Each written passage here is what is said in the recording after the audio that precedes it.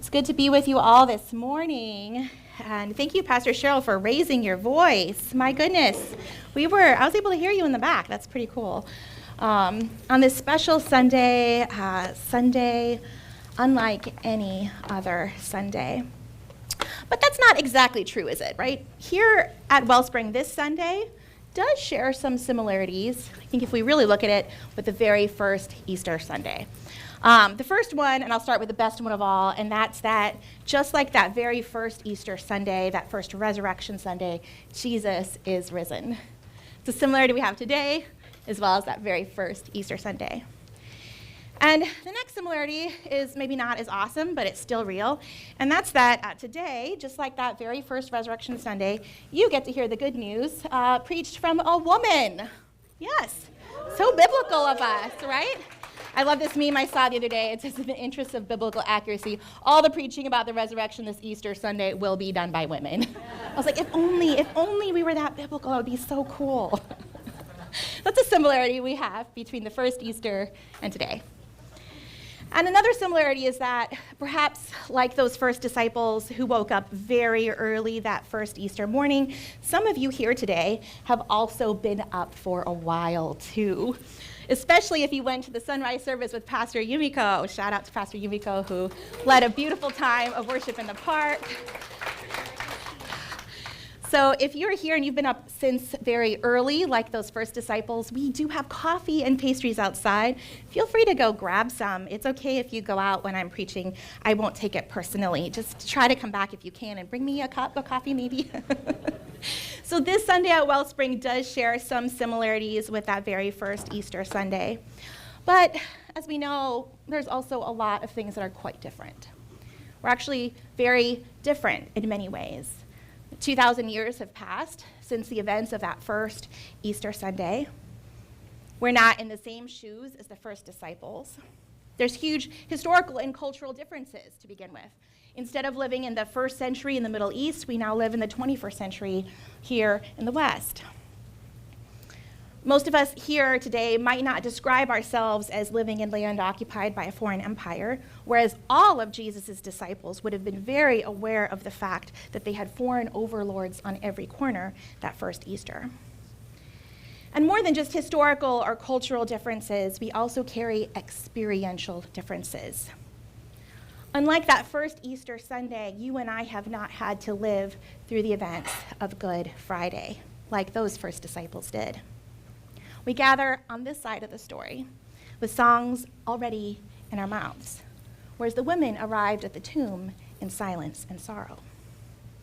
Easter Sunday didn't begin with celebration, it began with grief, because the first Easter story is a story that comes after the death of hope. And perhaps that's not such a difference after all, because some of you here today, some of you worshiping and listening with us online, some of you know what that feels like, the death of hope. Every now and then there's stories that arise, like either ones we live or that our people close to us live, or maybe ones we hear about in the news that kind of catch a place in our heart. Every now and then a story arises or that comes to the surface and the story stays with us. Right? Many years later, we can describe what happened, or we remember that story, remember what happened, because it stays with us. And one of those stories for me was one that stayed with me for almost 20 years now, back when I was a toddler. Yes. We shouldn't start out with exaggeration. Back when I was a young adult, this story stayed with Dan and I. It took place right after the new year. And it was a really, really hard story. And it happened after we had walked with his dad, caring for his dad, and then walking with the family in so much loss after his dad died. And I remember it was after the new year, there was an explosion at a coal mine in, I believe it was West Virginia, in a little town called Sago.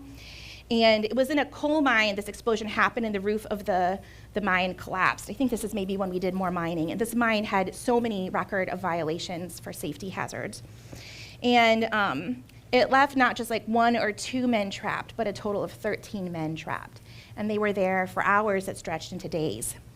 And many of them were, husbands, sons, brothers of those who lived in the small town. So it was almost like the entire town gathered to their small local church to pray and hold vigil while rescue efforts were underway, which, can take a while. I remember being a young adult, and we were really saddened by the news.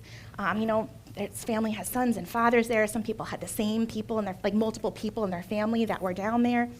And I remember being so elated when the news broke that all of the miners were found alive except for one and were being rescued. So all but one were going to be saved. And people at the church, they celebrated, they sang, they hugged. But then, hours later, when the rescuers began bringing the miners out, they realized there had been a terrible miscommunication. Instead of all but one of the miners being alive, all but one of the miners were dead. Joy turned to horror in the death of Hope. Fist fights broke out at the church. They had to call in a SWAT team. I remember Dan and I crying at the breakfast table, our tears, our prayers for the families who had lost so much. Because our souls knew a little bit of what hope feels like when it's slipping away. And I'm guessing that many of you here today, too, know what it's like to be far away or estranged from hope, or maybe even grieving the death of hope. But friends, precisely there, in this space, in the death of hope, is where our story begins. You want to turn in your Bibles to Matthew chapter 28. I'm reading from the Common English Bible. Just reminding you that they were weighed down with grief because they had put all their hope in Jesus being the promised one. Not only did they love Jesus, but they liked him.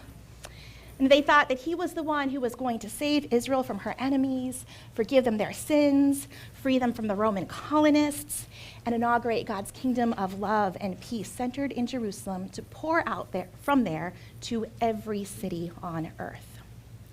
Although they had been so sure he was the one from God sent to save them all, they had just seen him sentenced and condemned to death in a sham of a trial, stripped, naked, beaten, and abused, publicly crucified, crying in thirst, and then in death, a spear in his side. It happened so quickly. In fact, it happened so quickly as we get ready to go into our text. They didn't have time to anoint his body, as was customary in their day, for burial, because it was evening time and the approach of the Sabbath. Sabbath was upon them, a day to do no work. So Jesus' body had to be taken down from the cross, unanointed, unadorned. It was destined for a mass grave when a wealthy religious leader, a Jewish Pharisee by the name of Joseph of Arimathea, decided to give the garden tomb he was saving for himself to Jesus. He was not afraid to be associated with Jesus, even after the bulk of his fellow leaders had voted to have Jesus turned over to empire and killed.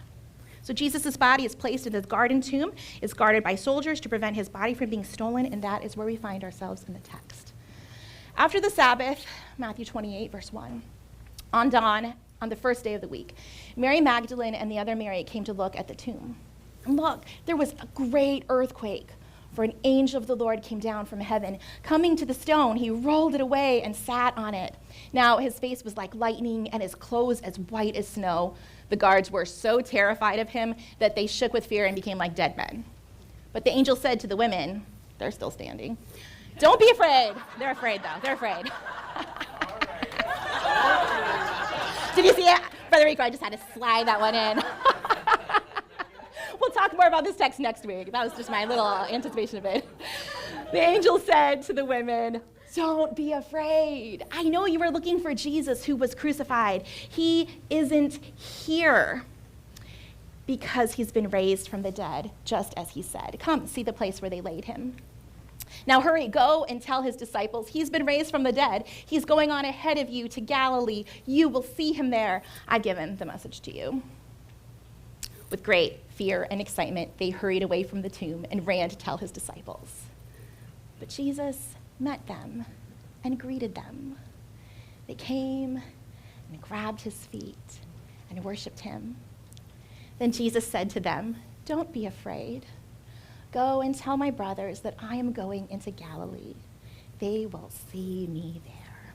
Friends, this is the word of the Lord. Thanks be to God. This is not just the word of the Lord, but this is the good news for today and the good news for every day. The good news that will one day overturn everything hurtful and harmful in this world. It's the good news with the power to resurrect hope. The good news to reconcile humans, estranged humans, from our reconciling God who's always reaching out to us, has always been reaching out to humanity. It's good news that can bring people together and break down walls of hostility and hierarchy. The good news that sparks generosity and a life of sharing. Good news of grace. But the good news doesn't appear out of nowhere. It's good news that's tied very much to bad news.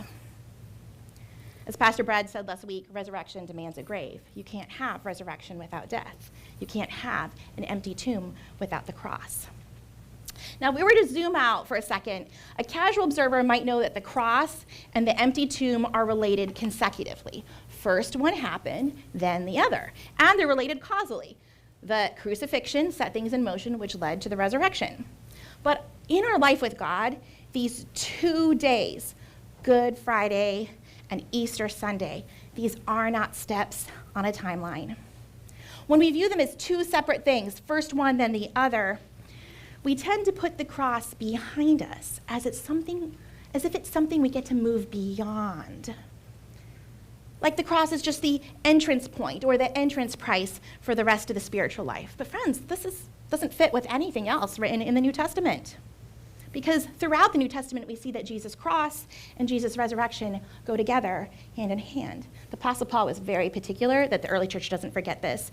In his letters to the church in Corinth, he mentions the cross and he mentions the resurrection all the time, the living Jesus and the crucified Jesus, often sometimes in the same breath. The very first chapter in the book, 1 Corinthians, he says, I was resolved to know nothing among you but Christ, that's the resurrected Christ, and Christ crucified.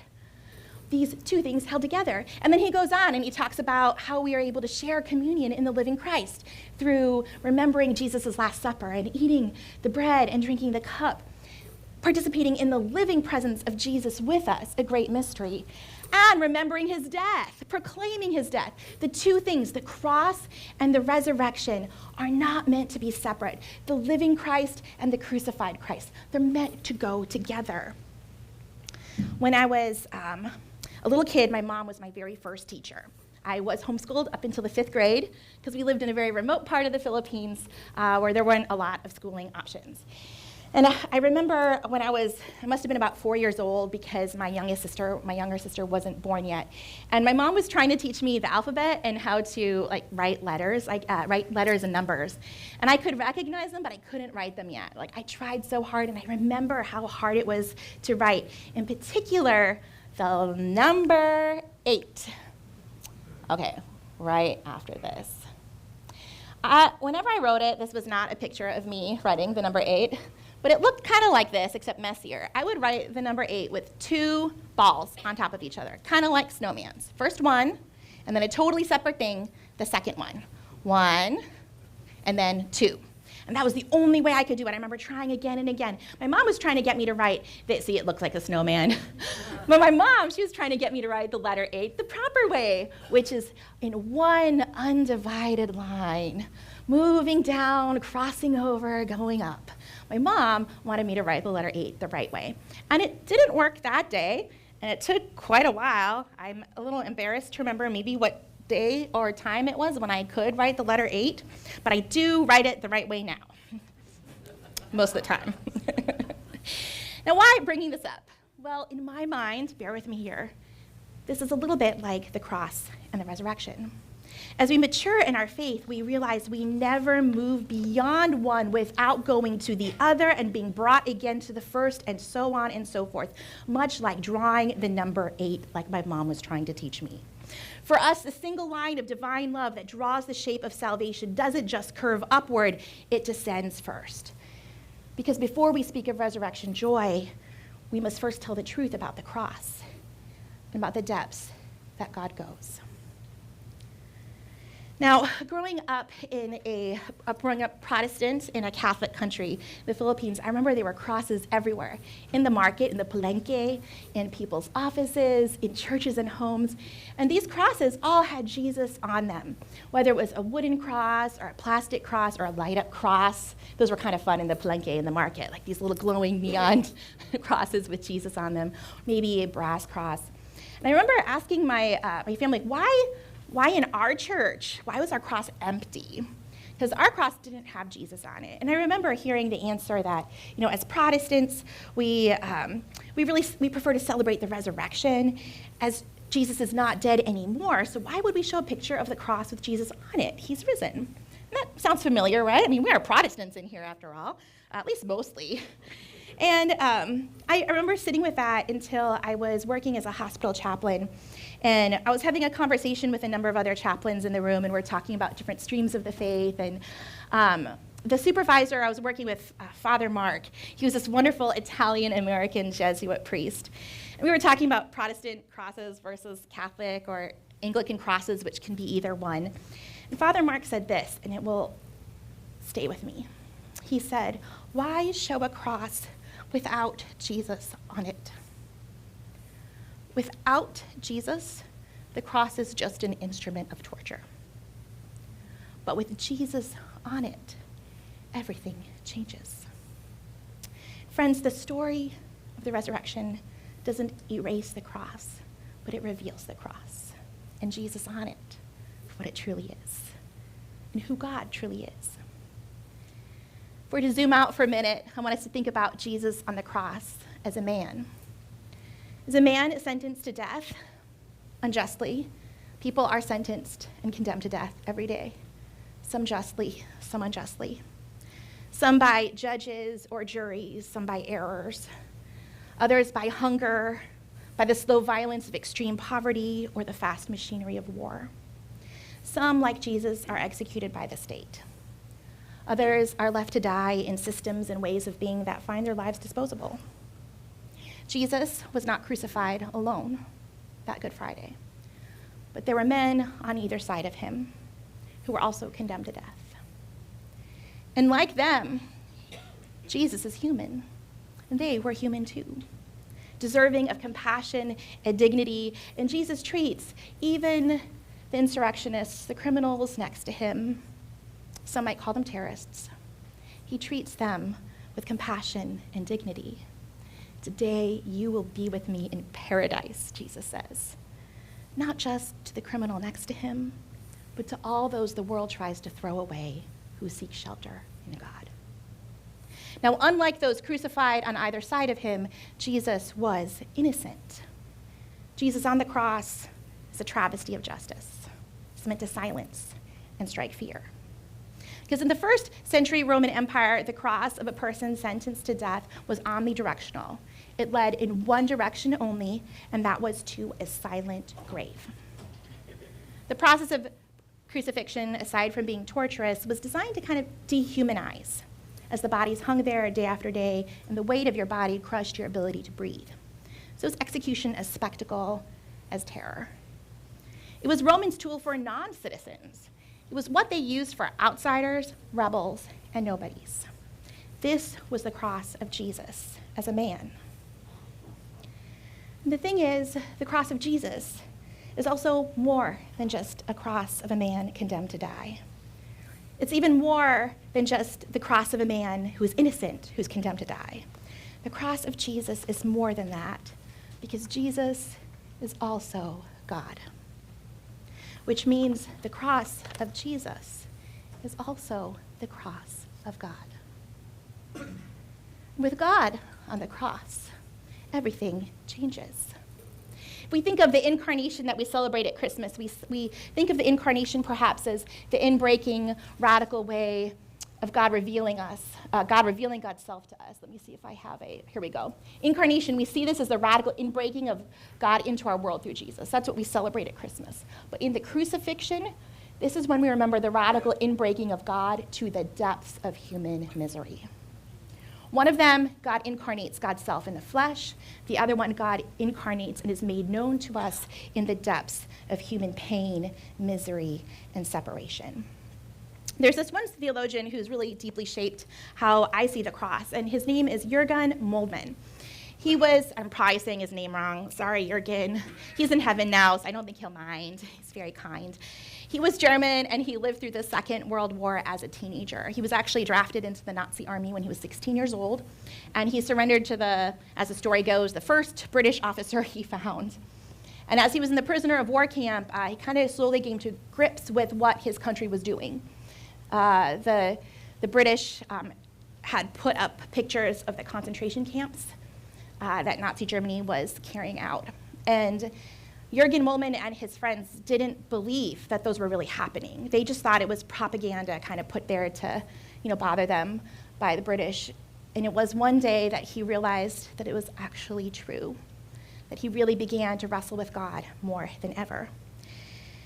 After the war, after he was returned back home, he had lost so many friends and family to the violence of the Third Reich, and he would go to the church after the war, and he would sit for hours before the crucified Christ, wondering what kind of God could allow such horrific destruction.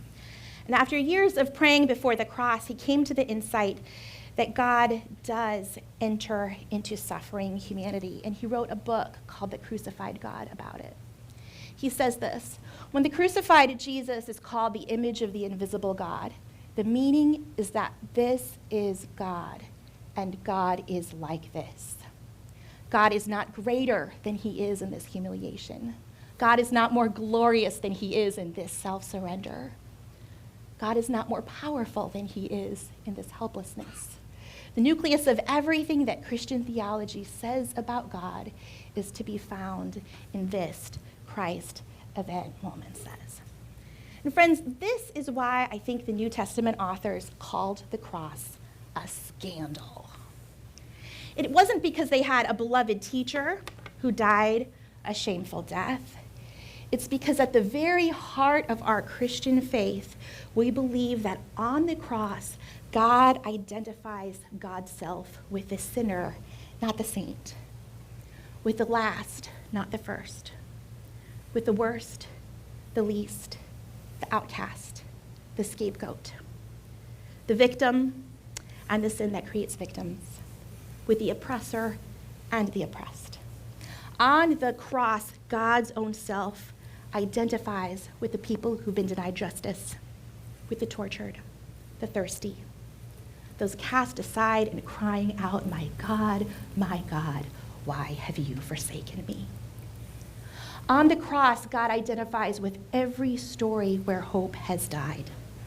The stories we carry, those we live into. In Jesus, fully God and fully human, God gives up God's self in the great scandal, to be enslaved by sin, condemned by law, and subject to death. As the Apostle Paul writes in 2 Corinthians 5:21, God made him who had no sin to be sin for us, that we might become the righteousness of God. This is the scandal, friends, that it is not just a man on that cross, but it is God's own self. This is what resurrection looks like from the inside out. This is what the power of God looks like, revealed in powerlessness. This is what the wisdom of God looks like, revealed, as Paul says, as foolishness. This is the cornerstone of our faith, which looks to some like a stumbling block. As the crucified God, God descends into godlessness, into the bowels of death and separation, in the world of the dead. As the Apostles' Creed affirms, he descended to hell. In our crucified God, love goes to the absolute limit in God's self-surrender. There's a book we went through a number of years ago. We did a whole teaching series on it here at Wellspring called The Crucifixion, Understanding the Cross of Jesus Christ, by a priest and Professor Fleming Rutledge. And she puts it this way. She says this right here. By making himself to be sin, well, I guess I'll just quote it for us. By making himself to be sin, Jesus allied himself with us in our farthest extremity.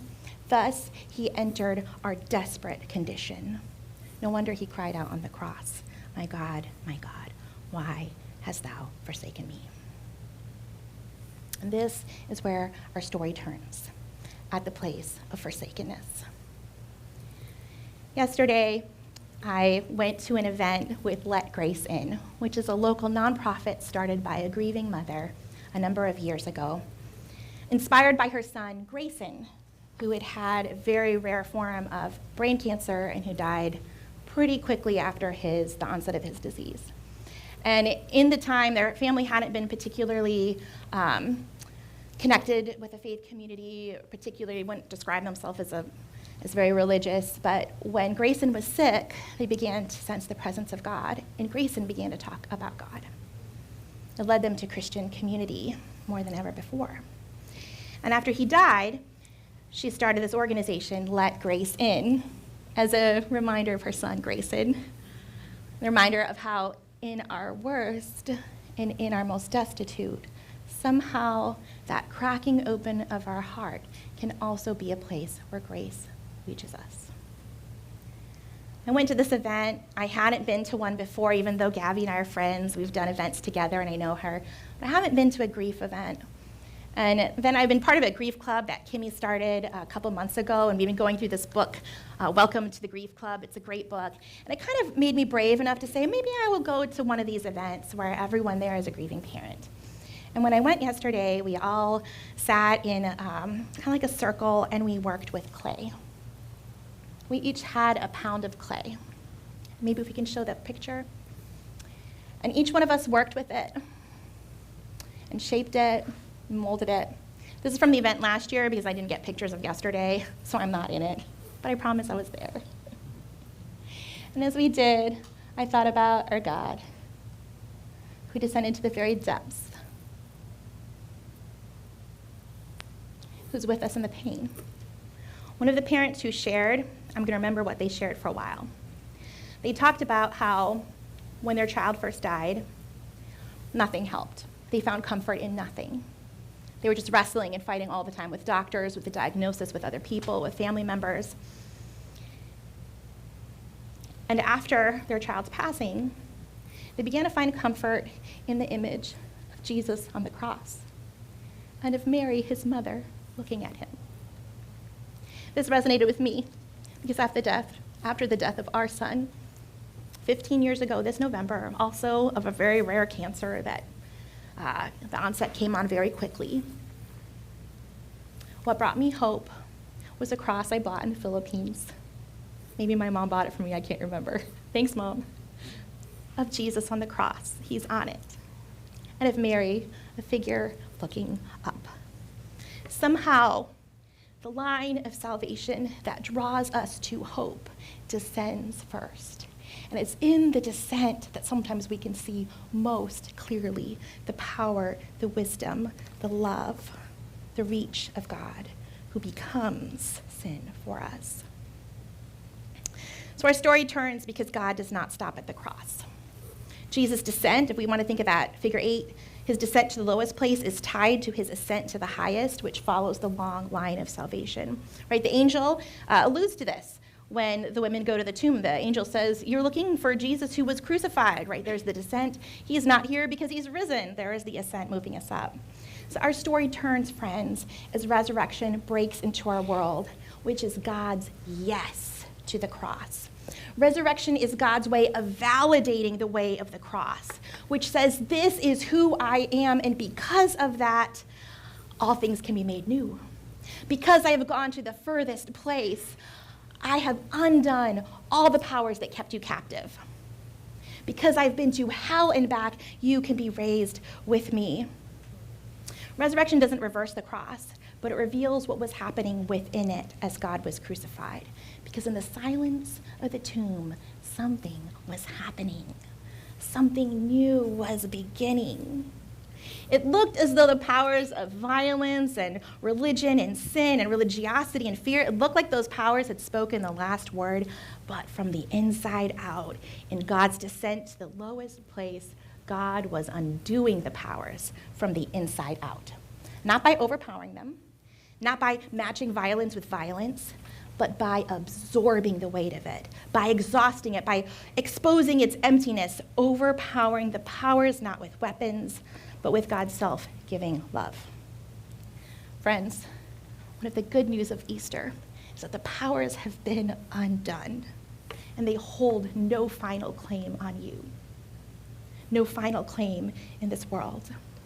It was a quiet overthrow in a borrowed tomb. But because of this, friends, because of the crucified and resurrected God, this Easter Sunday, we can affirm that the worst thing is not the last thing.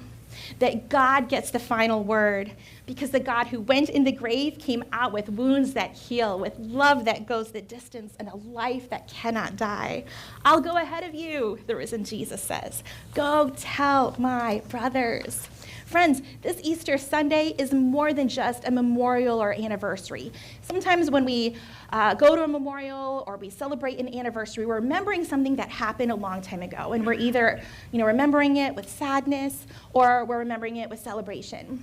But today, Easter Sunday, is different than that. This weekend, with Good Friday, with the cross, today, with the empty tomb, it's more than just a remembrance, because the living and crucified Christ is here with us, is alive, with wounds to remind us that he was crucified, with wounds to remind us that of that unbroken line of salvation, of the one who descends being the one who ascends.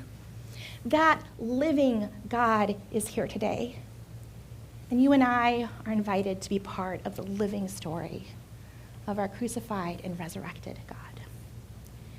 If you are here today and you feel far from God, or you think maybe God is far from you, please know that there is no place God can't and hasn't gone.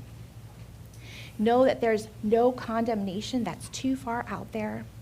Know that there is no one who is unworthy of compassion, no one beyond redemption. There's no place, there's no person that's removed from hope, not even the death of hope, because God is there too. God is only a cry away. Lord, remember me when you come into your kingdom. If you feel God is far from humanity today, know that God is in Halava prison, just down the street from us, with the men there. God is at WCCC, the Women's Correctional Community Center. God is standing in line waiting at the clinic, in the emergency room at Queens, pushing a cart down the street. God is crammed into a cell in the CCOT prison system. God is identifying with those who are deported and those doing the deporting, with those wearing masks and badges, breaking windows, with those on the other side of the windows. Our Jesus Christus is there.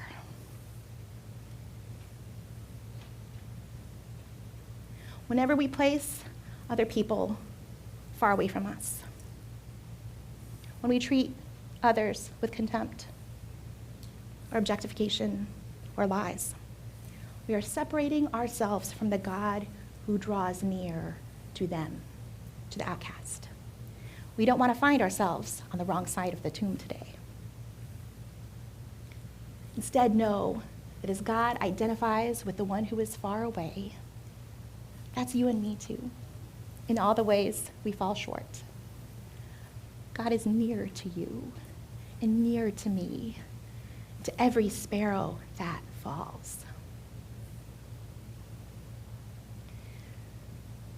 Whether you are here today and you feel close to God, it's wonderful. May you continue to see God around you in the cry of those who have lost hope. That you can let them know that God is near. That you can be God's hands and feet, God's voice of grace, God's arms of self-surrender and love. That first Easter, the ground shook as the angel approached.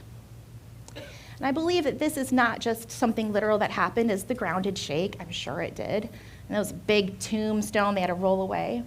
The ground is still shaking today. With you and I, in all the places we think God is buried, or God cannot be, God is there. The ground is shaking. The stone is ready to be rolled away. That's why we can celebrate. We can celebrate today even if we are in the lowest part of the descent because we know the ascent is coming. We can celebrate today because we know the powers of sin, death, and the devil will not win or have the last word. We can celebrate today because we know as far away as humanity can be, as far away as we can be from the love of God, that God will go there and has been there and will go even further still. We can celebrate that God leaves like a good shepherd, leaves the 99 to go find the one who is lost. We can celebrate that our God of the resurrection is the crucified God. This crucified God is here and is alive. So let's proclaim his death until he comes again. God, thank you that you are the living God, and you are also the God who went all the way to hell and back for us. You are the God who descended to the very depths, to the very furthest places we can treat each other and we can feel from you, so we could be reconciled to you. I ask that, like the criminal on the cross next to you, that we would reach out to you, that those today who feel far away would reach out and find that you are right there with them, ready to welcome them home. And for those of us, Lord, who stand a little distance off, invite us nearer, that we can be part of your embrace of love and the new life you are doing in our world. In your name we pray, amen.